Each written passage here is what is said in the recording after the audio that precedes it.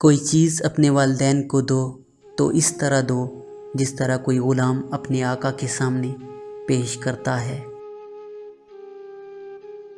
لوگ پیار کے لیے ہوتے ہیں اور چیزیں استعمال کے لیے۔ بات تب بگڑتی ہے جب چیزوں سے پیار اور لوگوں کو استعمال کیا جاتا ہے۔ بری بات کہنے والے 3 لوگوں کو زخمی کرتے ہیں۔ نمبر 1 خود کو، نمبر 2 جس کی برائی کی اس کو، نمبر 3 بری بات سننے والے کو۔ جس قوم میں 3 لوگ ہوتے ہیں وہ قوم برباد ہو جاتی ہے۔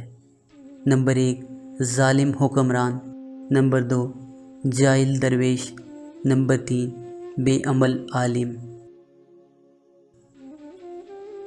اس شخص کے لیے ہلاکت ہے جو لوگوں کو ہنسانے کے لیے جھوٹ بولتا ہے۔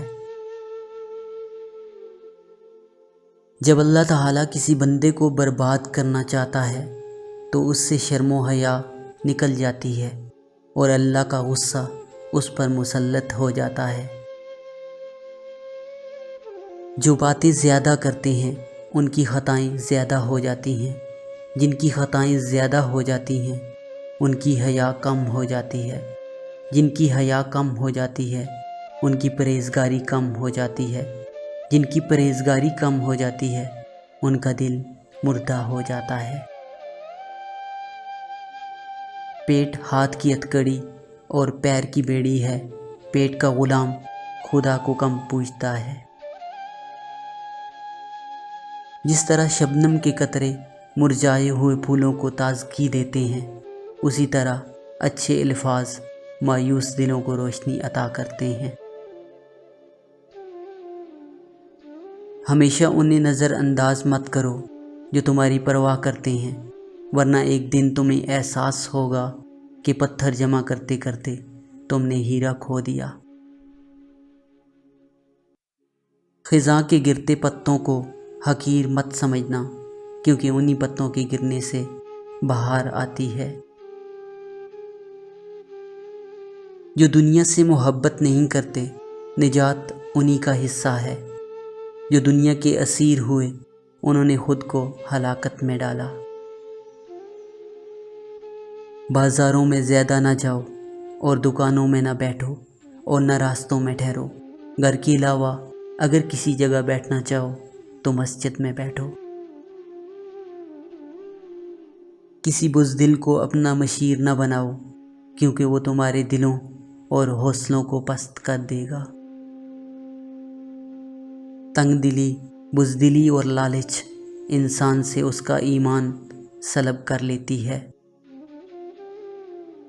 بے شک دنیا و آخرت کی مثال ایسی ہے جیسے کسی شخص کی 2 بیویاں ہوں کہ جب وہ ایک کو راضی کرتا ہے تو دوسری ناراض ہو جاتی ہے۔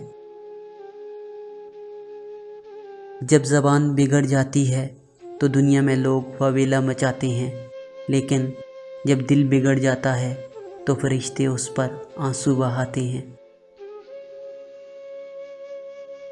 3 چیزیں 3 چیزوں سے حاصل نہیں کی جا سکتی: دولت تمنا سے، جوانی خضاب سے، اور تندرستی صرف دواؤں سے۔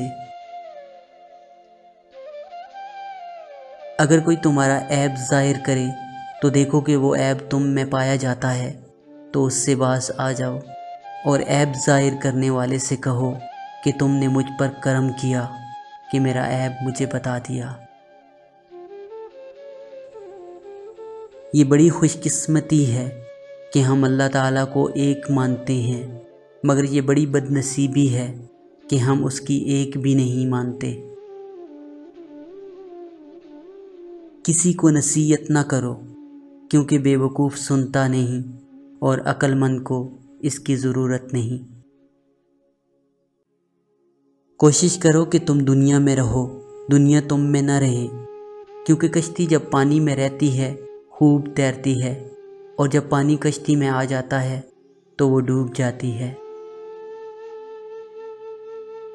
اللہ تعالیٰ تمہاری صورتوں اور دولت کو نہیں دیکھتا، بلکہ تمہارے دلوں اور اعمال کو دیکھتا ہے۔ اللہ تعالیٰ سے ہمیشہ وہ مانگو جو تمہارے حق میں بہتر ہو، نہ کہ وہ جو تم چاہتے ہو سکتا ہے تمہاری چاہت بہت کم اور تمہارا حق زیادہ ہو۔ جب تک تم کوشش نہ کرو تم نہیں جان سکتے کہ تم کیا کچھ کر سکتے ہو۔ کسی کا دل مت دکھاؤ، کیونکہ کوئی تمہارا بھی دل دکھا سکتا ہے۔ کسی بھی کام میں جلد بازی کرنے والا خود بھی برباد ہوتا ہے اور دوسروں کو بھی برباد کرتا ہے۔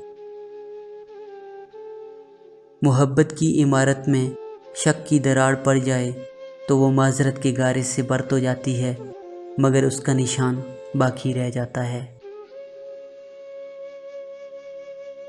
رزق ہی نہیں، کچھ کتابیں بھی ایسی ہوتی ہیں جن کے پڑھنے سے پرواز میں کوتاہی آ جاتی ہے۔ فقیر وہ ہے جس کی خاموشی فکر کے ساتھ اور گفتگو ذکر کے ساتھ ہو۔